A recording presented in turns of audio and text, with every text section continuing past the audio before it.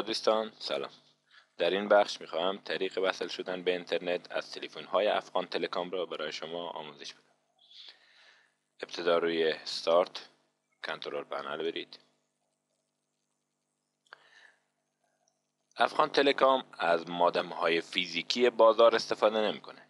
از مودم‌های مجازی داخل بورد که از نظر فیزیکی دیده نمیشه استفاده میکنه. بنابراین باید برای اون یک مودم تعریف کنیم که طریق تعریف مودم همینه که من الان انجام میدم. میای روی مودم و اوپن میکنید. از این قسمت روی مودم کلیک کنید و اد میزنید. این گزینه رو تیک میدید، بعد نکس میکنید.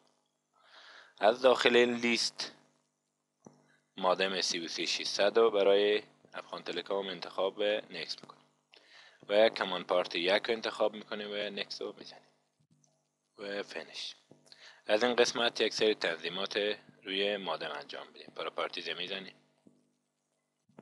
در قسمت ادوانس یک کد که از طریق شرکت افغان تلکام برای عموم تلفن‌های افغان تلکام یکی هست میده. اون کد من داخل CD آموزشی شما گذاشتم که در این قسمت میتونید اونو از داخل CD مربوط به آموزش اینترنت کپی کنید و اینجا اونو پیست کنید. در قسمت پرفرنس باید این هاردویر رو به نو تبدیل کنید و اوکی کنید. اوکی و اوکی. تعریف مودم تمام شد. حالا باید یک کانکشن ساخت تا به اینترنت کانکت بشیم. روی کانکشن کلیک میکنیم و اوپن میکنیم. در این قسمت روی کرییتر نیو کانکشن کلیک میکنیم. نکس رو میزنیم. نکس رو میزنیم. این گزینه رو تیک میدین. نکس رو میزنین. نکس رو تا اینجا.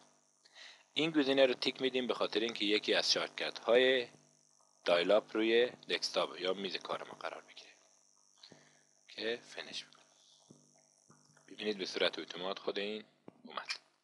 یوزر نیم افغان تلکام کارد CARD به پسورد اونم کارد. این گزینه رو به این خاطر تیک دار میکنیم که دوباره لحظه از ما سوال نکنه.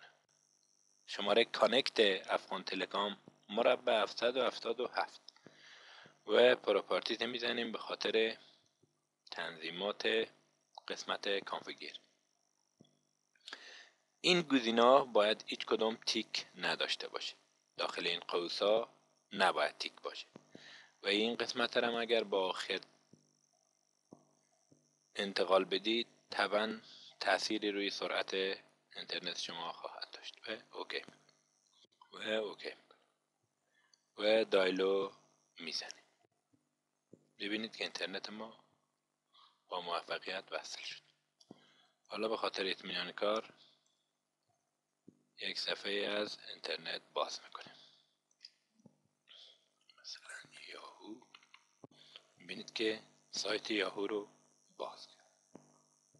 دوباره خواسته باشیم اینترنت خودمون رو قطع کنیم، کافیه روی این یا روی این دو کامپیوتر کوچک روی میز روی تسک بار کلیک کنیم و دیسکانکت رو بزنیم. وقتی